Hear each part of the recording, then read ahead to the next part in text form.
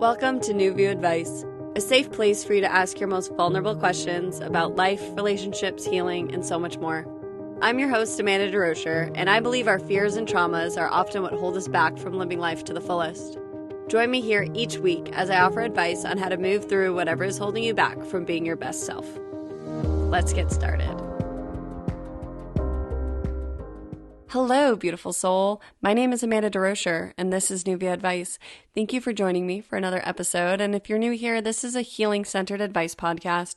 So this is a place where I answer questions and I offer guidance, as well as tools and resources on how to move through the healing journey. So this could be trauma, relationships, fears, hard feelings, whatever may be arising for you at this time. I am here to help and offer guidance, and also to create a safe space for you to ask these questions and to not feel so alone. I find that there's so much power in healing in community and to hearing others' stories and knowing that you're not so alone. So welcome. So today's episode is about bullying. And this is a topic I've talked about before in episode 15, but I decided to do a second episode around bullying because after that episode, I received more questions about bullying, and I've also continued to heal from bullying since that episode was released. So I had some memories come up in the past month around feeling like I was picked on and bullied that I've had to work through. So I decided to do another episode around bullying, because I think that this is such an important topic, and I think everybody has different experiences with bullying, and it is a complex topic that we could talk about for multiple episodes. So for today's episode, I'm going to start with a few more lessons I've learned from bullying, and some of them might overlap with my last episode, but I do invite you to listen to that as well because the content will be different, and the questions are definitely different today, which I'm really looking forward to exploring more around bullying and how traumatic bullying really is. It is such a trauma, and it can have such long-lasting effects, and it can really stay in our body for a very long time. I've learned that in the past month. I really explored being picked on in high school and some of the mean girls who I went to high school with and the passive aggressiveness of the teenage girls I grew up with and how I was still living with some of the effects and some of the effects that caused me to really hate myself. And I had to sit with that and allow my inner child to come forward who had a lot of anger, and we can talk about that. But I have realized that so much of what we've experienced lives in layers in our body, and as we release layers, new layers arise. So as I mentioned in my last episode, I had brought to my awareness and healed a lot around feeling like being raped was bullying. And then after healing that, it allowed other layers of bullying to come up, but that layer had to be healed first. So you'll find on your healing journey, sometimes there's a top layer that needs to be healed first, and then more layers can arise. But it's like digging through an onion. You got to peel back the layers, and there's just can be a lot there. So I found with bullying, there's been a lot there for me to look at and to heal and to offer myself love and compassion. So today I'm going to talk about some healings I've had and how I did that healing around myself and this bullying with mean girls from my high school. And I'm going to answer two questions. One is from someone who has low self-esteem, and this has stayed with them from being bullied in school for being the biggest kid in their school. And the second is from somebody who moved to a new school in middle school and had a really hard transition and felt very bullied. So I'm really looking forward to exploring these two new questions and having this conversation with you today. I just quickly wanted to give a quick update that I will be doing a sober course this January. I'm super excited. It's a 30-day sober course, and I think it's actually going to start on January 3rd. But I'm really excited, and we're going to explore our relationships with alcohol right in time for Dry January. So this is for people who have been sober a long time, people just starting their sober journeys, people who are sober curious. This is for anyone interested in healing their relationship with alcohol. There's no prerequisites. It's all about you becoming aware of why you drink, why you drank, any guilt you might feel, shame, what emotions arise. It's about healing your physical body and your relationship with alcohol, your mental thoughts and alcohol, why you pick up a drink, the thoughts that fly through your head before you pick up a drink, when you used to pick up a drink, when you might crave a drink, the thoughts you have about drinking, the thoughts you had when you drank, and healing your emotional body. So how do you feel before and after you drink, while you drink? Do you feel pressured in social situations? So much to explore. And also your spiritual connection with alcohol, because oftentimes alcohol shuts off our brain. It shuts off our connection to source, and we're not as in tune with ourselves because we're numbing out. So I want to explore all four of those things, and I'm really excited for this. Healing my relationship with alcohol has been one of the biggest gifts I've ever given myself. I can't even tell you the benefits I have had in the past year from going sober and how much more I love myself. And I just want to offer that to anyone out there who's interested as well. So I just wanted to remind you of that, or to tell you of that if you weren't aware of that. And signing up for that course will be going live in the next month. So if you're interested in that, I invite you to sign up for my newsletter, which is on my website at www.newviewadvice.com. You can find a spot where you can sign up for my newsletter there. So I'm really looking forward to that. Thank you for allowing me to share that. And let's jump into today's episode.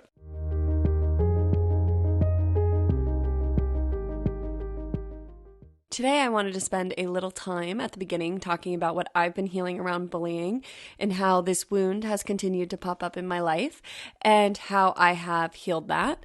I wanted to give this example so that I can walk you through my process in my inner world. And so hopefully this can help you see my process for healing. So as I mentioned in my last episode on bullying, which is episode 15, I have been looking at the effects of bullying in my life since August. It's not that this has never popped up before, but I've really been diving deep into these wounds.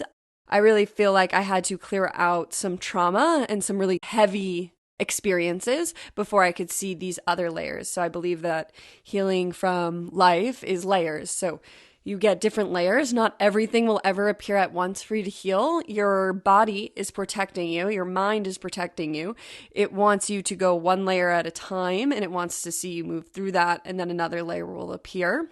Your body never wants to overwhelm you because it's trying to keep you safe. So it's a safety mechanism. It's a defense mechanism, but it's a great thing because I really believe that if we got everything at once, it could overwhelm us and we could end up falling into a pit of despair or even worse. And our bodies are trying to keep us safe. So we just have to look at the layers as they arise and not judge them. And you'll find as you go on your healing journey that these layers get cleared quicker and more easily the more healing you do because you don't judge it and question it as much when something arises. So over the past month, I've really been looking at my critical thoughts. And when it comes to criticism that we tell ourselves, so often the critical thoughts we have is something that somebody has said to us throughout our life. So it's something that we internalized that was said directly, or it was said indirectly, and we interpreted people's words to mean that. So for me, one of my big self-critiques is I'll tell myself I'm stupid. I'll find that thought popping in, you're so stupid. And with this one, I'm not so sure anybody ever said you're stupid, but I interpreted what people said to me as the root of that being you're stupid. So that's what I criticized myself with. So that's just one example. But over the past month, I have been looking at these critical thoughts, and what arose for me were memories from high school of Mean Girls and how that had such lifelong effects. The fact that I'm healing them now, over 10 years later, shows how much of an effect what these girls said to me, even though they never physically hurt me. And they didn't even always directly say anything, but how much that toxicity in that mean girl language really had a large effect on me. So for me, I always look at the big picture. So this started with the memories of 5 girls arising. So it started with 1, and then it went to 3, and then 2 others appeared. So there was one in particular that I started with, and she, to me, was like the Regina George of my high school. So I don't know if other people felt that way, but that's how I internalized it, that she was really like the queen bee, and she was so mean. But she had that meanness that was very passive aggressive. So I remember watching Mean Girls and just feeling like, oh my God, this is so true. Especially that scene when they're in the mall and they're at the fountain and Katie, Lindsay Lohan's character, compares girls in high school to animals by a watering hole and how it's like eat or be eaten. I mean, that was the feeling I internalized throughout my body throughout high school.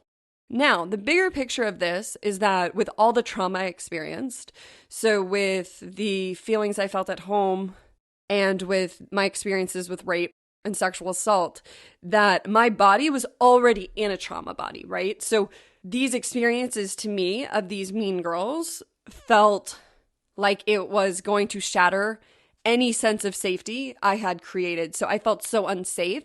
And I considered these mean girls to be a direct attack of my safety. Now, this is partially because of my trauma body and partially because of how I felt as a teenage girl and really wanting to belong. So for me, I look at the big picture and I can see how this affected me so greatly because of my trauma, but that's my story, right?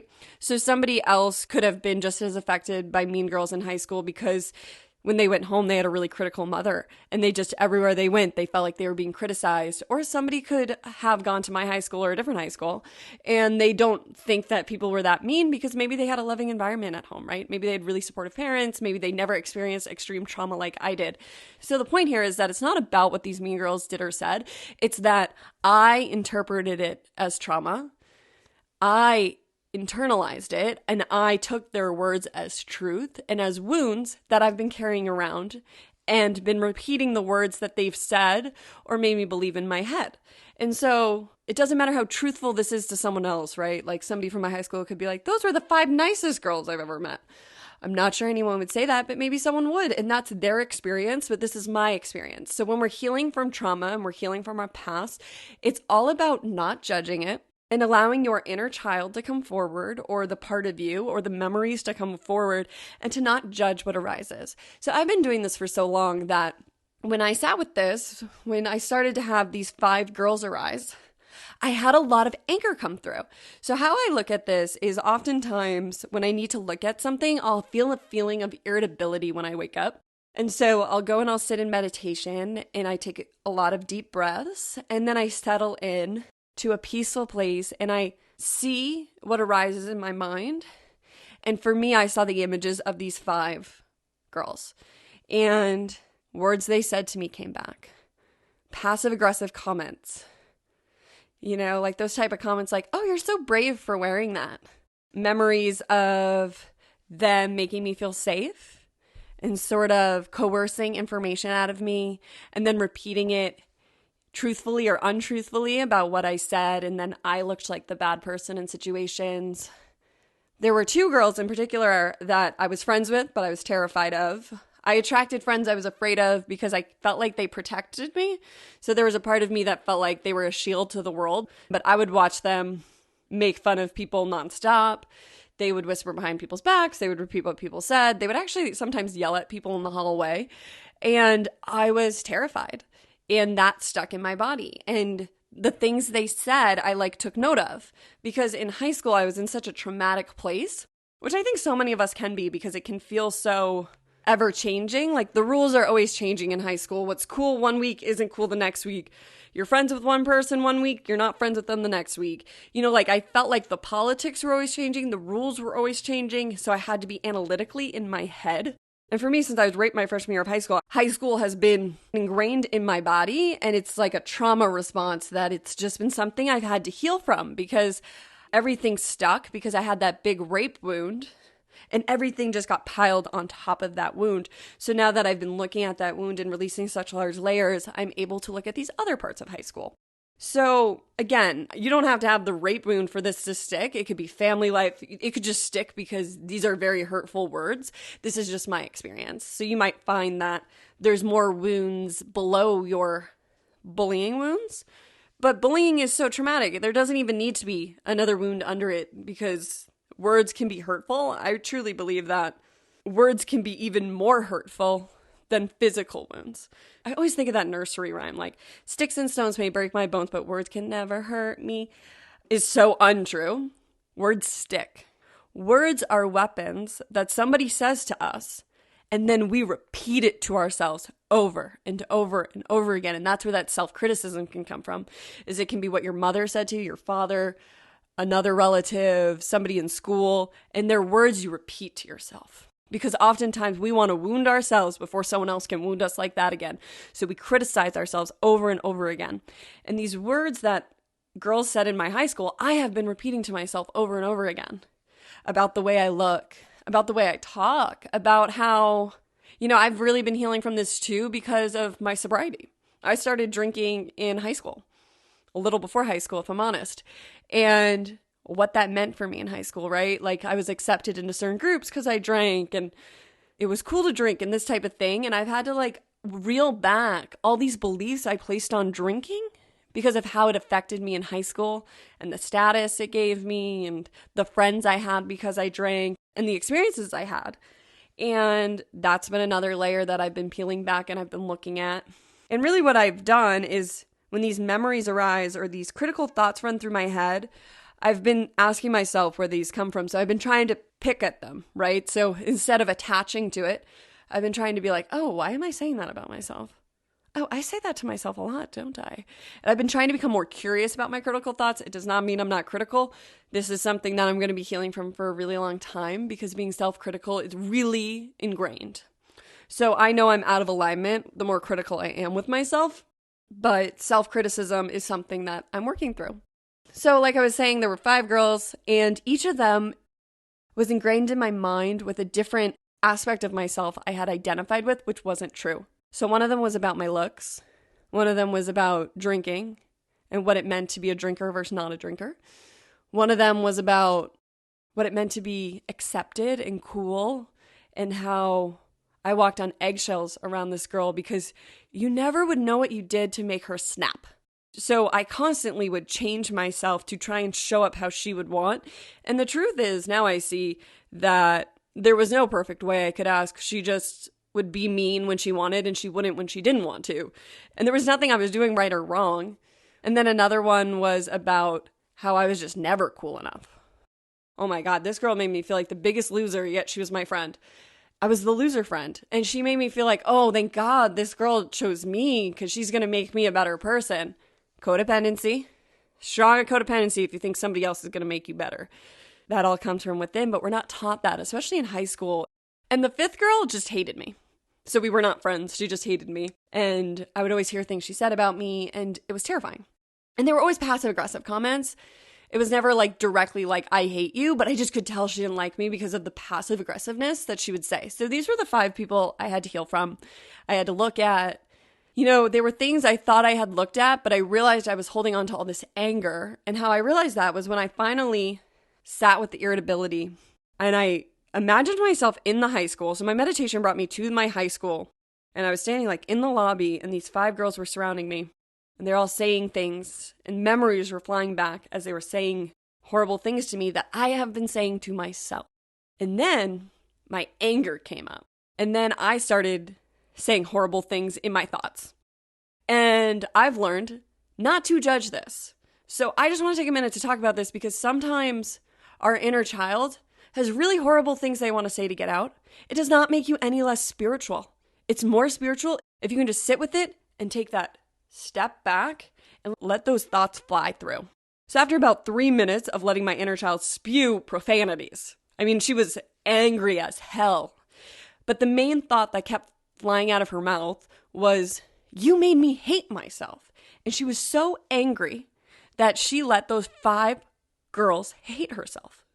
And here I am, how many years later, over 10 years later, seeing how much I have been holding on to self-hatred because of high school and what these 5 girls said to me throughout high school and even as young as middle school with some of them. So for me, the first step is allowing this to come up, allowing yourself to sit with the feeling and the memories. And the emotion could be sadness, the emotion could be anger, the emotion could be uncomfortableness, the emotion could be anxiety. And you just allow it to come up and just let those thoughts fly out. Let the anger out. It can be hard for people to just sit with their anger, so journaling is another great way. Write down all your angry thoughts. I hate you. I can't believe you let me hate myself. Why are you such a bitch? Like, just write it out. Those are some of the thoughts that were flying through my head.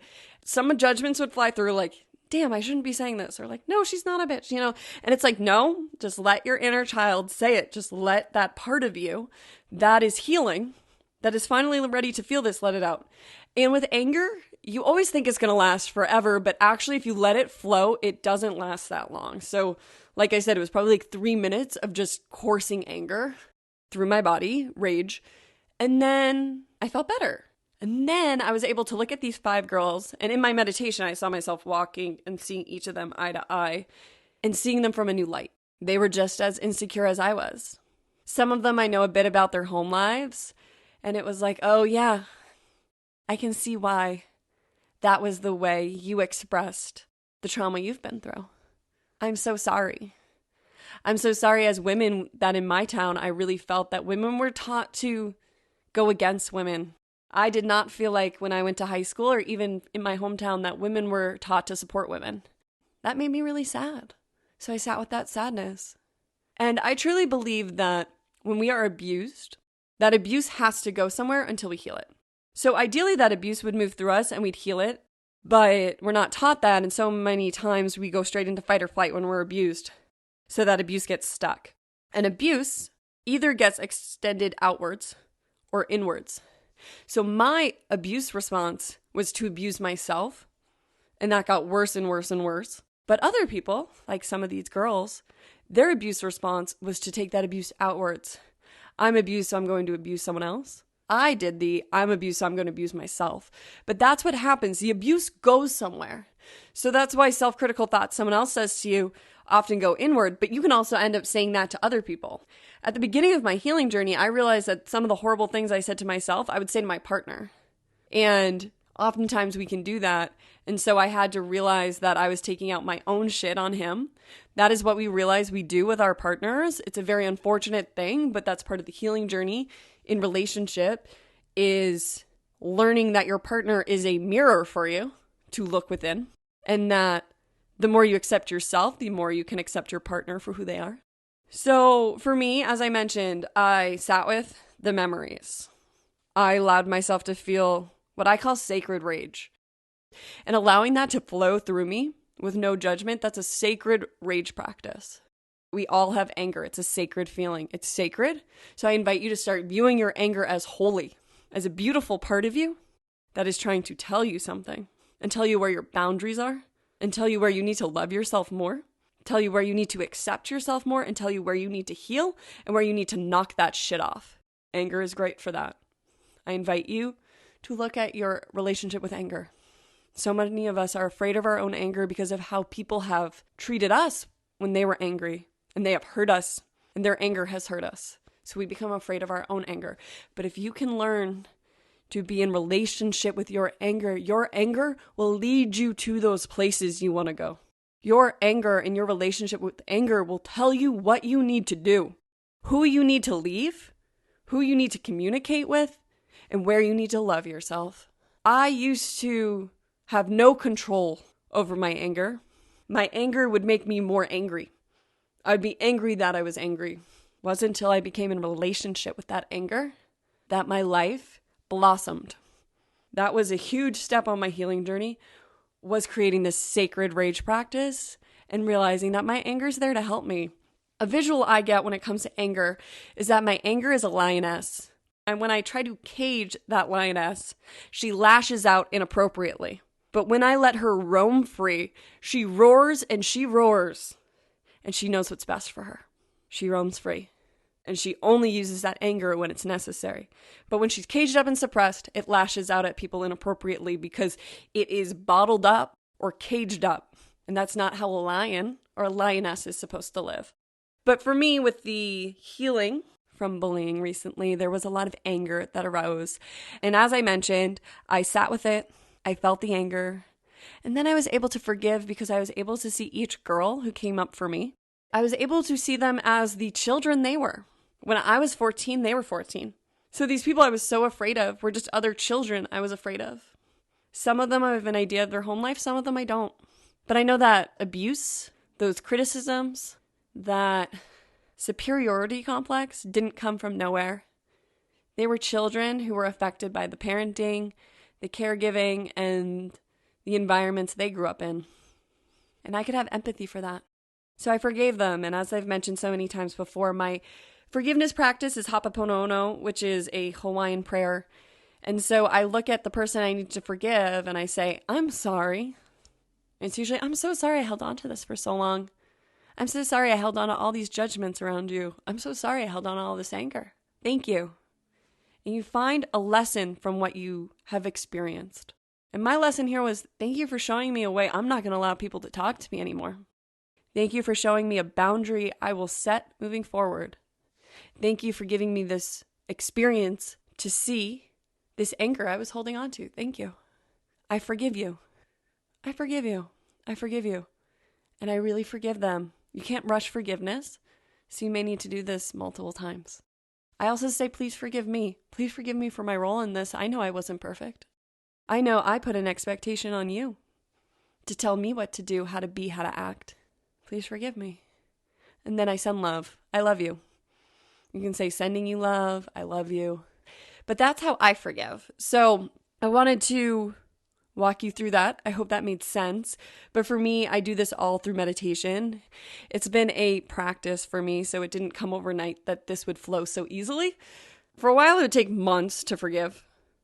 Then it would take weeks, days, a day. Now I can do it in one sitting. But it's a practice. It's all a practice, and it's becoming in tune with yourself.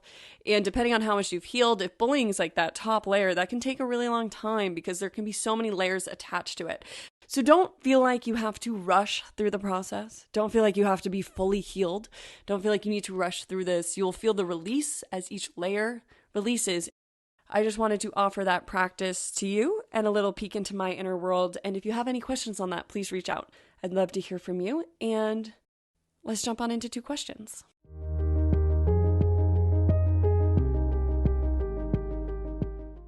Dear Newbie Advice, as the biggest kid in my school, little kids would push me around and I wouldn't fight back because that's not who I am. But when pushed around too much, I would defend myself. Then I was the one that got in trouble because I was the big kid. This left me with low self-esteem, which stayed with me through high school, and I still carry it with me as an adult. What's the best way to raise my self-esteem?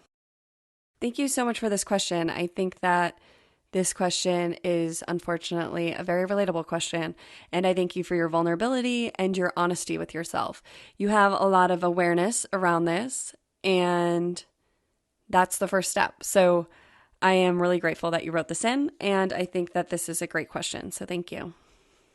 First, I wanted to just say that I'm so sorry that you experienced this. I think that, unfortunately, kids can be really, really cruel. I know that in my own life, what stuck, unfortunately, wasn't the children who were kind. It was the children who were really mean and really hurtful, and how their actions, as I've mentioned, still affect me today. And I think that conversations like this are so important because the effects of bullying and the effects of being picked on and teased, made fun of, the way people are cruel with their words and also with their actions can have lasting effects.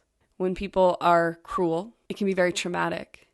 And especially for young children, because young children are often so innocent, and when we are children, our hearts are really open, and that's so beautiful. That's why children are so fun to be around and are so cute and inspiring in ways because they are so connected to their innocence and to their hearts. But when children are cruel to other children, that's when we start closing our hearts and we start building those defenses. And for you, it sounds like one of the defenses you've built is low self-esteem. So it might not feel like a defense mechanism, but you have found a way to bring down your own self-esteem before someone else will bring down your self-esteem. So we're going to talk about that today. So I can relate to this. I had very low self-esteem for a very, very long time. So your question, what's the best way to raise your self-esteem? The best way to raise your self-esteem is with self-love. And that sounds like a very basic answer. But the truth is, self-love is the hardest thing you will do, especially if you have such low self-esteem. Learning to love yourself is not easy. I often say self-love is the everything, and it makes it sound like, okay, I'll just love myself today. No. Learning to love yourself is a committed practice, is a spiritual practice, is a lifelong practice. And so to raise your self-esteem, you're going to have to start practicing self-love every day. Because you are a lovable being, you are a lovable person, and you have been programmed by the way you were treated by society, treated by your friends, possibly your family, and your school system, that there was something wrong with you. That because of your size, that you were the bully, that you were to be feared, and that your size got you in trouble. And you saw how unfair this was. You saw how you were defending yourself. You saw how the perpetrators of the harm to you were made the victims. That's not fair.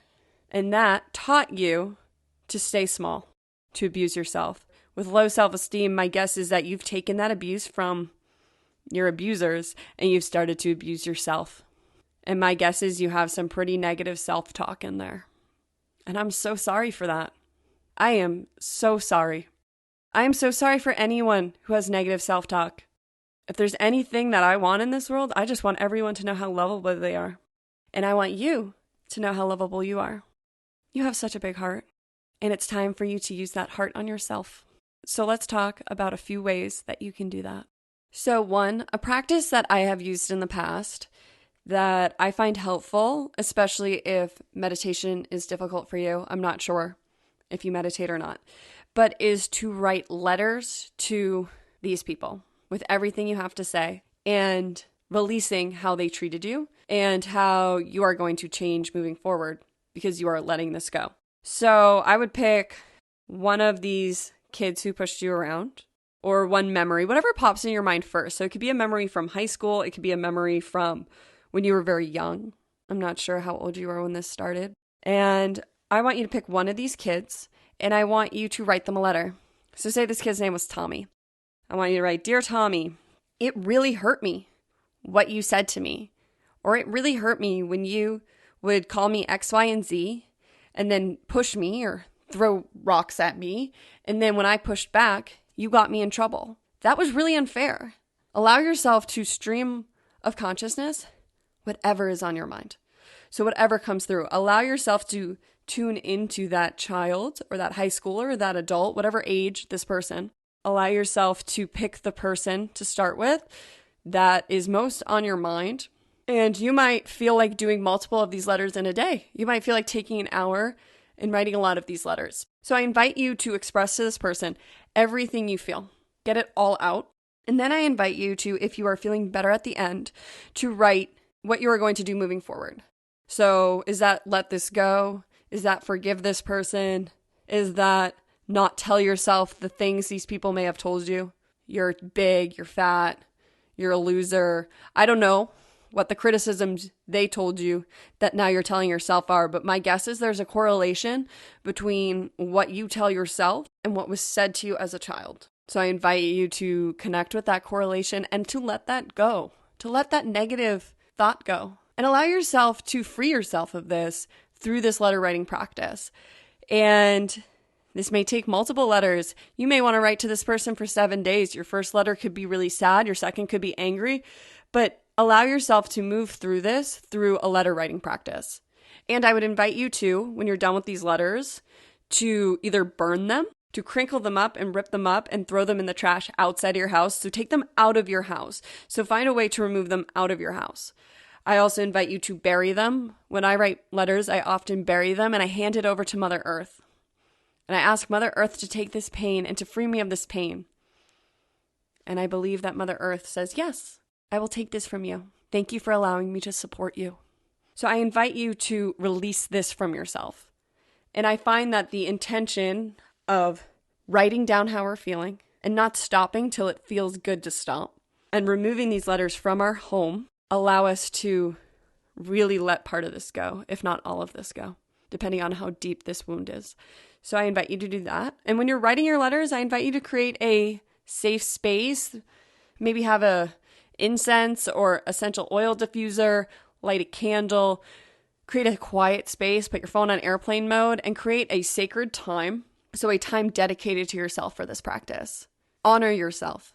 Give yourself the time for healing. It's not easy work, so oftentimes we ignore the work. So that's one way I invite you to release this. And to me, that's self-loving. It is self-loving to allow yourself to truly look at how you were treated, to allow yourself to feel your feelings through these letters. If the tears need to fall, let the tears fall. If you're angry, let it out on the paper. Maybe your pen is like stuck to the paper and it's like starting to rip because you're writing so hard because you're angry. Let it flow. I promise these feelings won't last forever, but when you intentionally release them, they will release. But so many times these feelings bottle up and they feel never ending because we're not going back to the root. So the second thing I invite you to do as a self-love practice is to start telling yourself daily how much you love yourself. So low self-esteem means you have a lot of negative self-talk going on. So you need to flip what you say to yourself. And at first, this might sound really fake. Whenever I'm looking at a critical thought and I'm trying to change it, it feels really fake at first. It feels really fake to say that positive thing to myself, but you just have to keep doing it. And then it starts to sink in as a new belief and a new thought. So try this for 30 days. It's not like an overnight practice to change your self-talk and to say positive things to yourself. So I invite you to every morning pick a few affirmations you want to say to yourself. I actually have an affirmation meditation. I'm not sure if I paid for it. If I paid for it, I can't link it. But if I didn't pay for it, I will link it in the show notes. But there's affirmation meditations, I'm sure on YouTube. I'll look for a few. But you need to start changing the way you speak to yourself. And again, this doesn't happen overnight. Okay, so people get really frustrated with affirmations because they're like, well, I don't believe it. You have to literally ingrain this in your subconscious, is what I've found. So you want to do the healing at the same time and start saying affirmations to yourself. So I would invite you to write them on your mirrors. I have affirmations, literally, I'm looking at a few right now, posted all over my walls because I'm a very self-critical person. So I need reminders. And every morning there's a few on my mirror that I say to myself. And I have a few body ones. So depending on your relationship with your body, I invite you to pick a few about how much you love your body. It can feel really fake at first, but I promise that the reinforcement over and over again, you will start to feel them. Some days you'll embody it and you'll be like, yeah, I am sexy. That's one of mine. And you'll start to really feel that within yourself. And then there'll be other days you're like, this isn't fucking true. And you'll get angry, but then touch into that feeling. Why is it so hard for me to tell myself I love myself? Let that anger flow through you. You know, I find the affirmation process can bring up feelings. The days we don't believe it are the days that we should sit with ourselves and see why we're having a hard time believing that about ourselves, because we are all lovable. We are all beautiful. Our body size, our body shape does not matter. Ignore all that messaging out in the world that you need to be fixed. You are perfect the way you are. And I'm so sorry that society has lost itself and it forgets to remind you of that. You are perfect the way you are. You are lovable just as you are. You deserve all the happiness in the world just as you are. So I invite you to think of some affirmations and pick self-love ones. I love myself. I am connected to spirit. I am connected to source. Connect back to that higher power. I'm not sure of your relationship with a higher power. Source, the universe, God. All names of God are welcome here. And I invite you to connect with that. God loves you. You are so loved. You are not alone. This life is fleeting. We should spend it loving ourselves, not hating ourselves. The third thing I invite you to do is to create a self-love routine. So a routine around connecting back to yourself. So low self-esteem is a sign that you are disconnected from yourself and that maybe you don't even feel like it's safe to connect with yourself. So I invite you to pick 5 minutes to an hour a day in the morning or the evening to dedicate to connecting with you. I don't know what your life looks like. I don't know what your family life is like, but finding those 5 minutes in the morning or 5 minutes in the evening or to an hour, whatever feels doable to you. Don't overwhelm yourself. We don't stick with habits that are too large. And connect back to yourself. So this could be through meditation or through journaling. This could be saying those affirmations to yourself in this period. But I invite you to connect with yourself. Check in with yourself. Ground yourself. And you can do this through meditation, journaling, or connecting back to your body through a practice like yoga. And ground into the present, ground into yourself, and really connect with how you're feeling. Are you feeling anxious when you wake up or when you go to bed? Are you feeling depressed? Are you feeling insecure? Connect with that part of you and just become curious. Bring in that curiosity. And I invite you to sit with those feelings that are arising.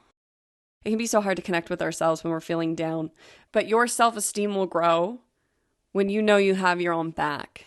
So you need to develop a connection with yourself. Because truly what you're looking for is for you to love you.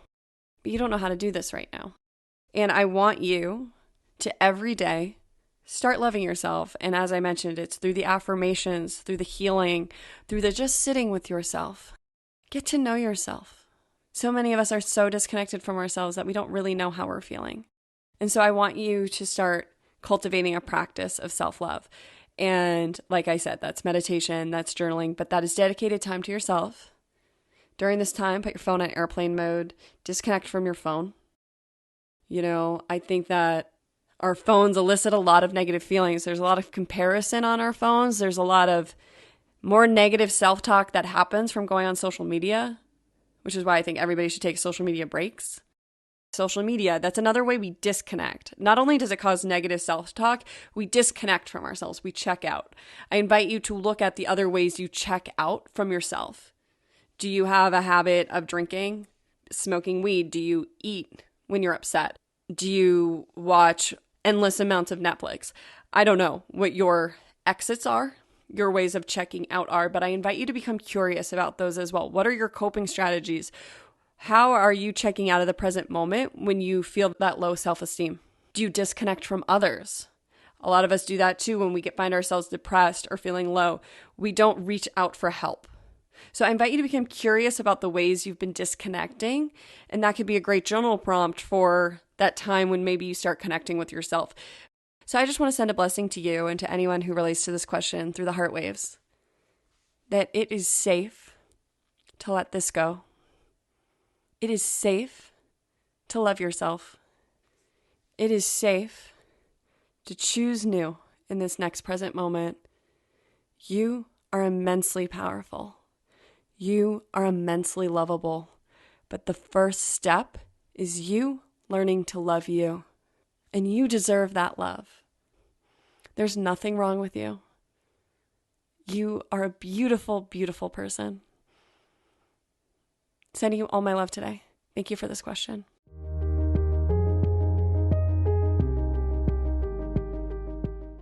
Dear Nuvia Advice, when I was in middle school, I moved to a new town and started at a new school. I was chubby at the time and was made fun of for my weight and for being different. I was really insecure, and this transition was really hard for me. This was over 10 years ago, but I still think about these bullies, and a part of me still wants to impress them. I find myself checking their social media and checking if they've checked mine. A part of me believes that if I prove I'm cool enough, then I'll finally be able to let go of how horrible they made me feel. But the older I get, I wonder if this is true. How can I move forward and let this go? Thank you so much for this question. I think that this is a great question, and I think a lot of people find themselves in a similar place and finding themselves with social media still being consumed by people from their past and wanting people from their past to see maybe that they're cool now or that they have their shit together or that they're doing okay. So thank you so much for this question. I think that this is a great conversation to have. So I wanted to start this question just by saying I'm so sorry for the bullying you experienced. I'm so sorry for this difficult transition you went through. This must have been so hard to not only move to a new town where you didn't know anybody, start at a new school at an older age where you probably had a group of friends from your original hometown, and to start over and to be not accepted. As children and teens, all we want is to be accepted. We want to have fun and to play, and part of that safety is to feel like we belong. And I'm really sorry you moved to a new school and you didn't experience that instead you experienced bullying and emotional abuse and some trauma. So I'm really sorry about that, and I just want you to know that your experience is valid and that you deserve to move forward, and that this obsession with how these people view you now is because of this unhealed trauma.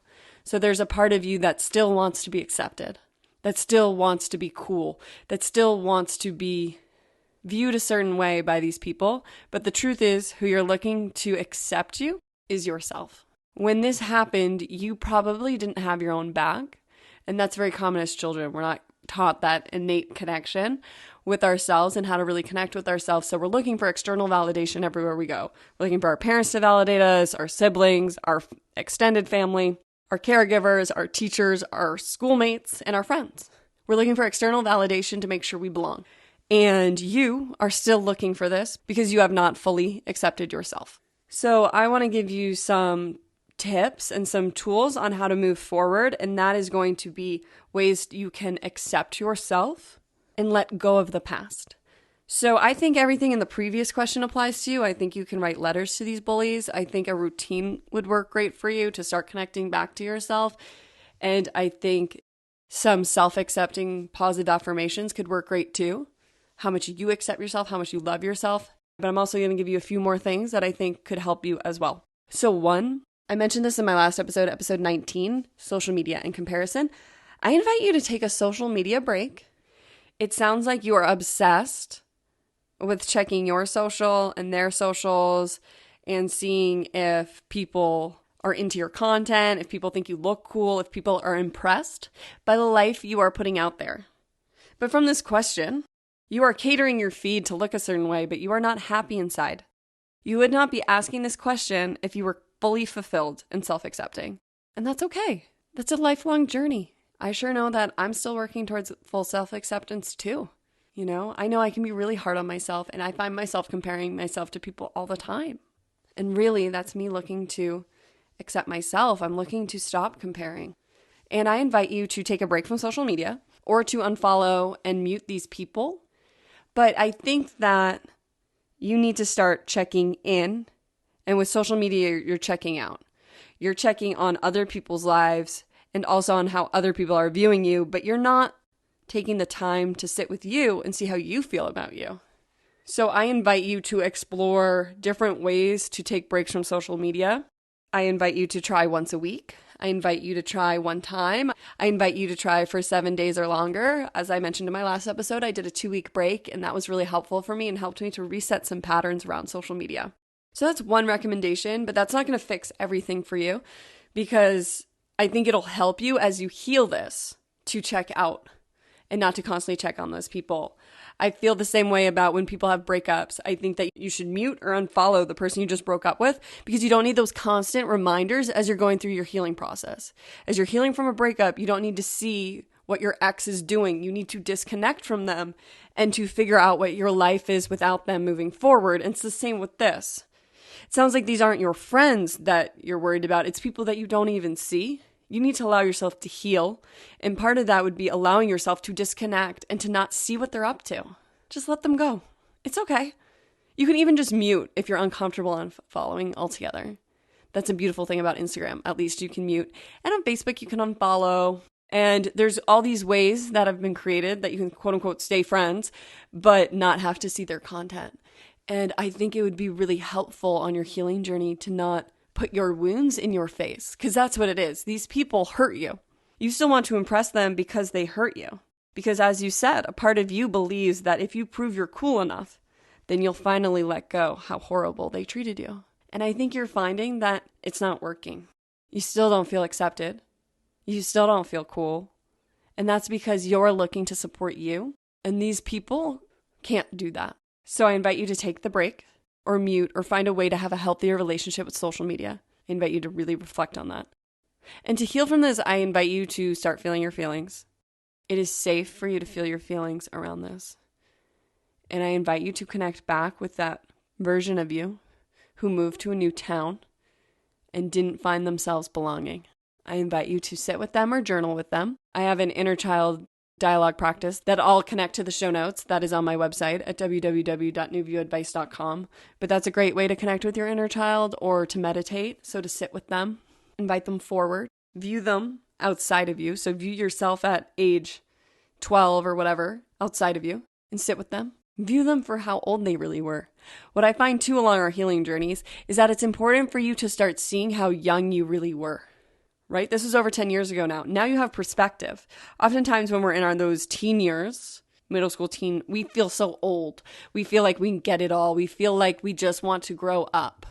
But now that you are so much older, I invite you to sit with yourself and to look at how young you really were. How innocent you really were. How messed up that actually was. How that child, you as a child, did not deserve that treatment. And I invite you to allow yourself to be sad, to be angry, to cry, to connect back to those feelings, because you were a child. You were a child. And this goes for the previous question too. You were a child. Look at yourself in that way, because that is the part of you that is hurt, is the child within you. And think about the experience you experienced and think about it happening to a child you know and how much that might enrage you. That happened to you as a child. Allow yourself to fully feel that. Maybe you have children, and maybe you can see outside of you now a child that you would never want treated the way you were treated. Connect back to that. That's what inner child work is. It's getting out of the adult brain and seeing ourselves as the children we once were and getting in tune with what we really experienced and how that happened to a child. That didn't happen to you now. That happened to a child version of you. That's what we have to remember. And as children, we interpret things differently than we do now. So I invite you to really dive into that inner child work. So I mentioned meditation and the journaling practice. But I invite you to be really kind and compassionate with yourself as you heal from this. And the third thing I recommend for you is that I invite you to take an inventory of your life. And what I mean by this is to look at what you do and how much of it is for you and how much of it is for other people. So because you are so consumed by how other people view you, I want you to take some time to look at the things you do, the job you have, your extracurricular activities, your hobbies, and what do you do for you and what do you do for others? And write a list of this. So this could be, I dress this way because other people think it's cool. Or this could be, I drive this car so others will know I have money. Or I drink in social situations because everyone else is doing it. Make an inventory list and then get in touch with what you do for you. And I invite you to do more of that. So it could be, I love to play guitar because I'm passionate about that. Or I have fun when I play guitar. Or I love to color. That's for me. I feel relaxed. Or I love to exercise. I feel so much better after it. And I invite you to start taking an inventory of the things you do for you and the things that you do for other people. And I invite you to implement more of the things for you and start to exclude the things for other people. Even social media. Do you go on that app for you? Do you really feel better when you log in and out? Or is it an external thing? And when you're adding photos, stories, or whatever, videos on TikTok, whatever apps you're on, is it for other people? Oh, I think people will think this is cool. Or, oh, I can't wait to see how many people like this. Or, oh, how many people viewed my story. I invite you to get really clear on your life and how much of it is what you want to be doing and what feels good, and how much of it is for other people. There could be things that you feel like you just have to do. Like you might not love your job, but it's like, I have to be in this job right now. This is how I pay my rent. That can even go in a third category of necessities. I have to go to the grocery store.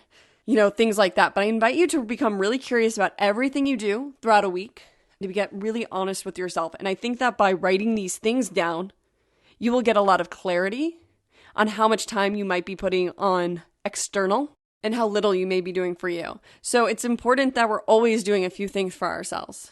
I know parents can have a really hard time with finding time for themselves, but even that 5 minutes in the morning, getting up early to drink that cup of coffee by yourself, or taking your evenings to reflect on your day, or to exercise, or even to take some time to unwind with a movie.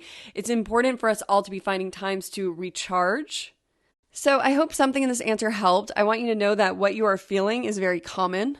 I can still to this day find myself not posting things because I'm worried what people will think. And I'm slowly learning to let that go, letting go of what other people think about me. But we are so programmed to care what everybody thinks about us that it takes time. So be patient and kind with yourself. So thank you so much for this question. And I'm sending you so much love today.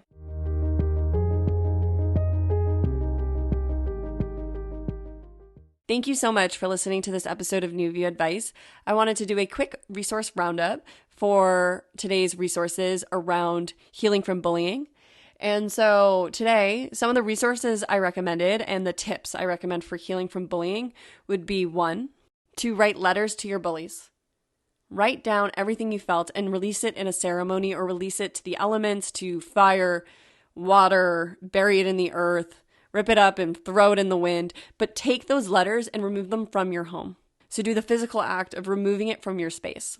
2, I invite you to write positive affirmations about yourself. So many times when we're bullied, we become very self-critical and we internalize the things people said about us, true or not.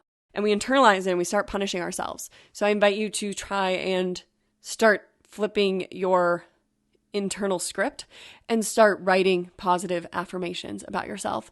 And it could even just be, I love myself, and write that all over your house and really internalize that self-love. 3, I invite you to create a routine where you connect back to yourself. When we have low self-esteem or we're insecure, we are looking to connect back with ourselves. I used to be a very, very insecure person. I used to have very low self-esteem. And the way I have healed this is by slowly learning to love myself. So by showing up to myself each day in a loving way and healing what arises and learning that I love myself and that there's nothing wrong with me. And how I did that was by really looking at the beliefs I was holding onto so tightly and how these were oftentimes not true, or that I had held onto these for safety and that I was now ready to let these go. So that routine will really help you because increasing your self-esteem is a practice. 4, I recommend that you take a social media break. I find that if we have been bullied, we can really compare ourselves to other people. So taking that social media detox or unfollowing anyone who makes you feel anything other than joy, get rid of it. Get rid of it off your feed. Cater your feed to feel good when you go on these apps if you can't disconnect. 5, I invite you to dive into inner child work and to really see yourself from these bully wounds and how old you really were.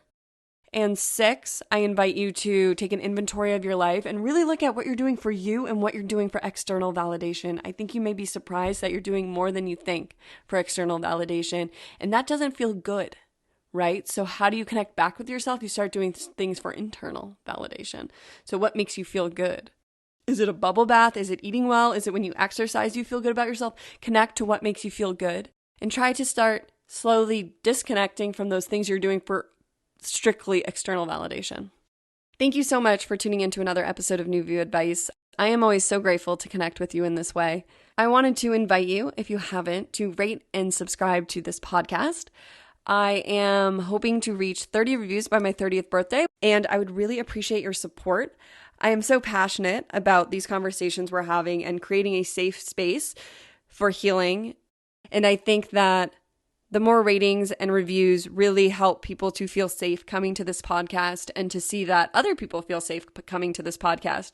So if you've enjoyed any of these episodes or even this episode, I invite you to leave a 5-star review and a rating, and feel free to write what your favorite episode was.